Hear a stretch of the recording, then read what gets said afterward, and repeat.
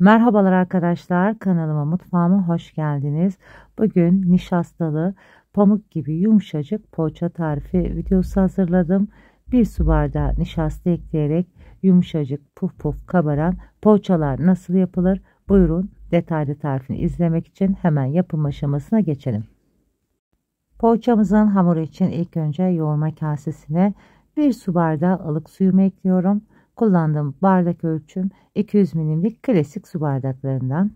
Bir su bardağı ılık sütümü de ekliyorum. Bir yemek kaşığı dolusu toz şekerimi de ekliyorum. Bir paket kuru maya ekliyorum. Kuru maya yerine yaş maya da kullanabilirsiniz. Yaş maya kullanacaksanız yarım paket kullanmanız yeterli olur. Malzemelerimi ilk önce kuru mayamın aktif olması için bu şekilde spatula yardımıyla karıştırıyorum. Bir su bardağı dolusu sıvı yağ ekliyorum. Kullandığım bardak ölçüm yine 200 milimlik klasik su bardağı. Sıvı yağımı da ekleyip karıştırdıktan sonra tuzumu da ekliyorum. Tuz 2 küçük tatlı kaşığı ekledim. Sizler tabii ki kendi damak tadınıza göre ekleyebilirsiniz. Karıştırmış olduğum sıvı malzemeler üzerine unumu da yavaş yavaş ekliyorum. Bir kısım unumu ekledikten sonra üzerine bir su bardağı mısır nişastamı ekliyorum. Ben mısır nişastası kullandım. Sizler tabii ki buğday nişastası da kullanabilirsiniz. Bir su bardağı nişasta kullanmanız yeterli. Geri kalan unumu da yavaş yavaş ekleyerek yumuşak, hafif ele yapışan hamur kıvamını alana kadar yoğurmaya devam edeceğim. Poğaçamın hamuru için yaklaşık 5 su bardağı kadar un ekledim. Her zaman belirttiğim gibi un marka kalitesine göre değişebileceği için sizler hamurunuzun kıvamına göre un eklemesi yapabilirsiniz. Bakın gördüğünüz gibi yumuşak, hafif ele yapışan hamur olana kadar un ekleyebilirsiniz. Poğaçamın içine eklemiş olduğum sıvı yağ bardağımın dibinde biriken yağı da poğaçamın üzerine bu aşamada döküyorum. Hamurumun daha güzel toparlayıp elimi de rahatça bırakması için hamurumun.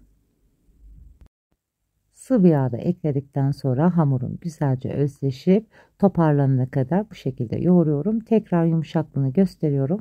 Bu yumuşaklık kıvamında olduktan sonra artık yoğurma kasemin üzerine kapatıyorum ve yaklaşık 1 saat kadar hamurum mayalanmaya oda ısısında bırakıyorum.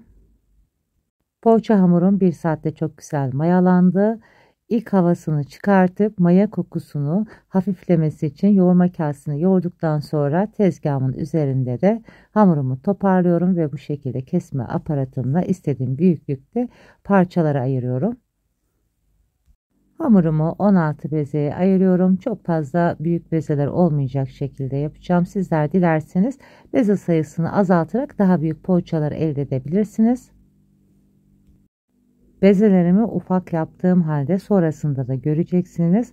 Poğaçalarım çok güzel puf puf kabarıp büyük poğaçalar olmuş olacak. 16 bezemi de güzelce yuvarladım ve şimdi artık şekilleyip içine peynir ekleyeceğim. Ben arkadaşlar kahvaltılık peynir kullanacağım. Sizler dilediğiniz iç harcıyla da yapabilirsiniz. Süzme peynir kullanmayı tercih ettim. Tabii ki kaşar veya başka peynir de kullanabilirsiniz. Sade olarak da yapabilirsiniz. Sade olarak da gerçekten çok lezzetli poğaça oluyor.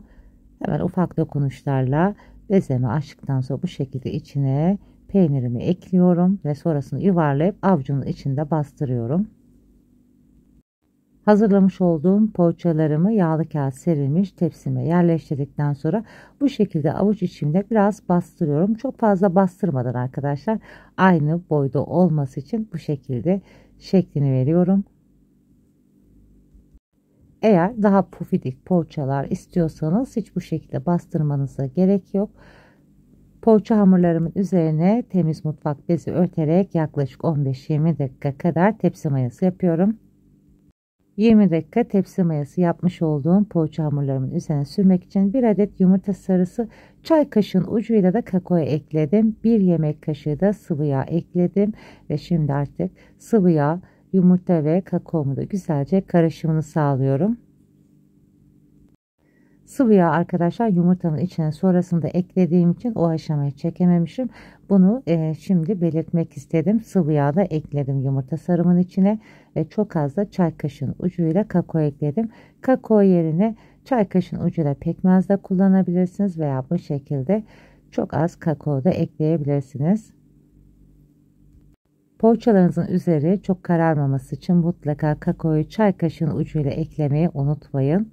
Bir yemek kaşığı da yumurtanızın içine sıvı yağ eklerseniz poğaçalarınızın üzeri daha güzel parlak görünmüş olacak. Veya sadece yumurta sarınızın içine çay kaşığının ucuyla pekmezle damlatmanız yeterli olacaktır. Daha güzel kızarıp parlak görünmesi için. Yumurta sarılarını sürdükten sonra poğaçalarımın üzerine beyaz susam kullanacağım. Sizler dilerseniz sade olarak veya çatalla şekilde verebilirsiniz. Susamımı poğaçaların üzerine gezdirirken ben de sizlere ufak bir hatırlatma yapmak istiyorum. Kanalıma hala abone değilseniz abone olmayı, daha güzel tariflerden haberdar olmak için zil sesini açmayı unutmayın. Bu sayede başka güzel yeni tariflerimden anında haberdar olabilirsiniz. Poğaçalarım üzerine susam gezdirdikten sonra önceden 180 derece 5 dakika alt üst fanlı ayarda ısıtmış olduğum fırınıma poğaçalarımı pişirmek üzere koyuyorum. Poğaçalarım güzelce kızarana kadar fırınımda pişirmeye bıraktım. Yaklaşık 40 dakikada istediğim güzel kızarıklığa geldi poğaçalarım. Üzerine tekrardan temiz mutfak beziyle örtüyorum ve yaklaşık 5 dakika ilk sıcaklığı çıkana kadar beklettim. Zamanınız varsa 10 dakika kadar da bekletebilirsiniz. Bu sayede poğaçalarınız daha yumuşacık olacaktır. Şimdi sizlere bu poğaçamın hemen yakından da ne kadar yumuşak olduğunu göstermek istiyorum. Bakın gördüğünüz gibi bastırdığımda tekrar poğaçanız eski halini alıyorsa içi de çok güzel pişmiş demektir. Bastırdığınızda içinde poğaçalarınızda çukurlaşma ve tekrar eski halini almıyorsa içi tam pişmemiş demektir. Gördüğünüz gibi arkadaşlar bastırıyorum ve tekrardan poğaçam eski halini alıyor. Bu da poğaçalarımın içinin de çok güzel piştiğinin anlamına geliyor. Sadece 1 su bardağı nişastayla yumuşacık puf puf kabaran poğaçalar yapabilirsiniz.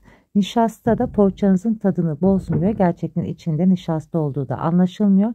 Ertesi günde yine aynı yumuşaklığını koruyan bir poğaça tarifi oluyor. Şimdiden deneyip yapacak olanlara afiyet olsun. Başka güzel tariflerde görüşmek üzere. Hoşça kalın, sağlıcakla kalın.